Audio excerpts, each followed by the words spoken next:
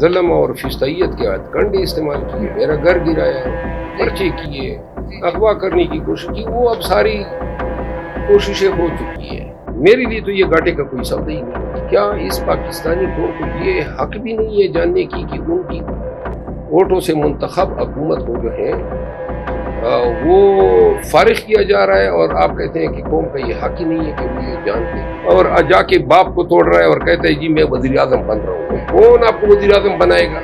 بس کرو، آپ نے اس ملک کا ستیہ ناش کر دیا، مزید یہ خواب دیکھنا بند کر دیں۔ یہ اس کی کردار ہی ایکسپلین کرتا ہے کہ اس کو اب خاور مانیگا کے بیان میں ریاست مدینہ کا تعلق نظر آنے لگا۔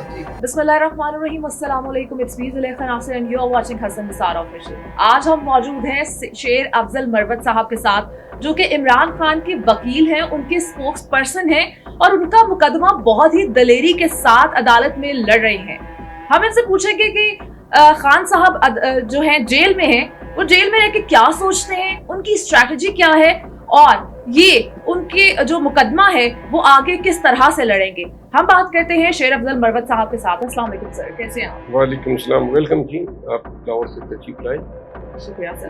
سر سب سے پہلے تو آپ اپنے بارے میں کچھ بتائیں ہمیں تھوڑا سا، کہ آپ نے کیسے شروع کیا، اپنی جرنی کیسے شروع کی، اور کیا کیا مشکلات کا سامنا آپ کو کرنا پڑا۔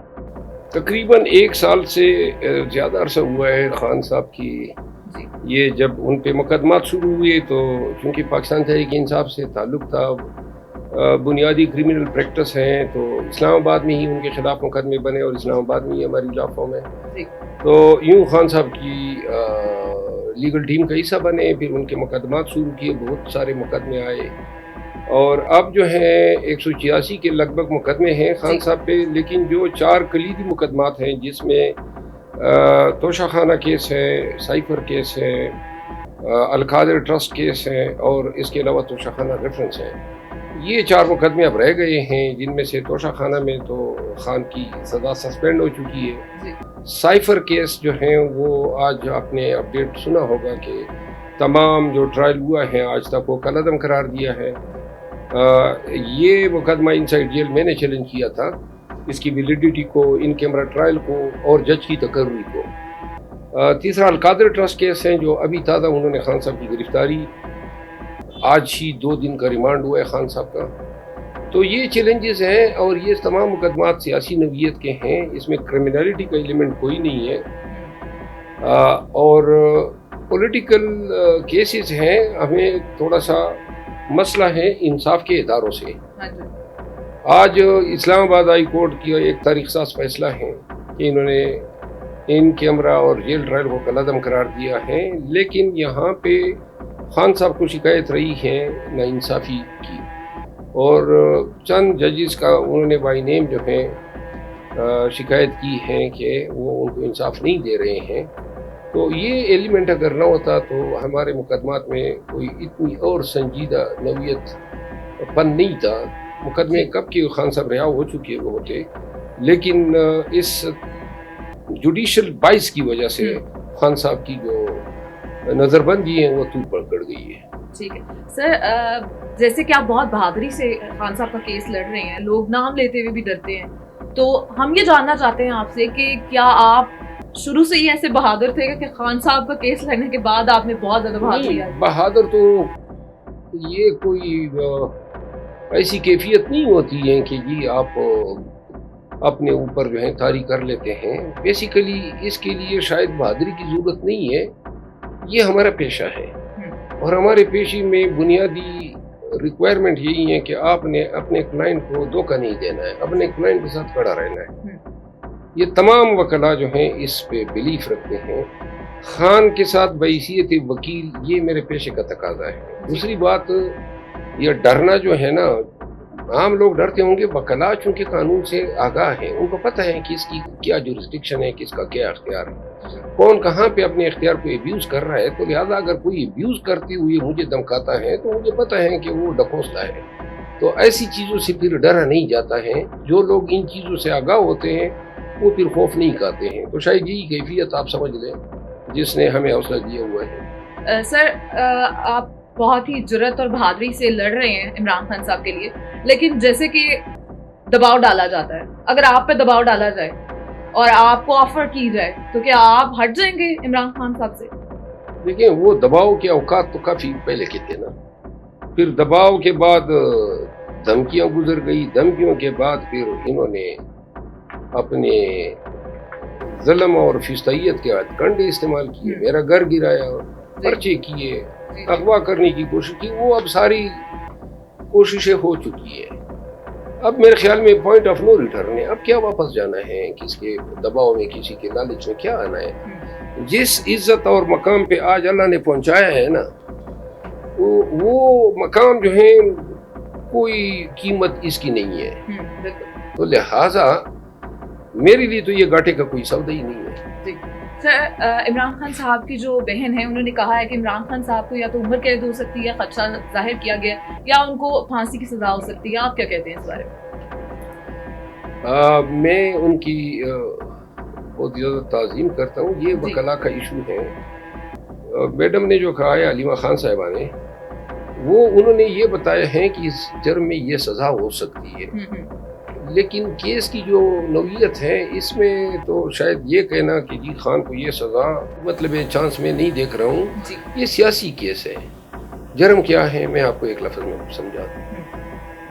جرم یہ ہے کہ خان صاحب نے ڈونلڈ لو کی جو باتیں سائفر میں لکھی گئی تھی وہ قوم کو بتائی.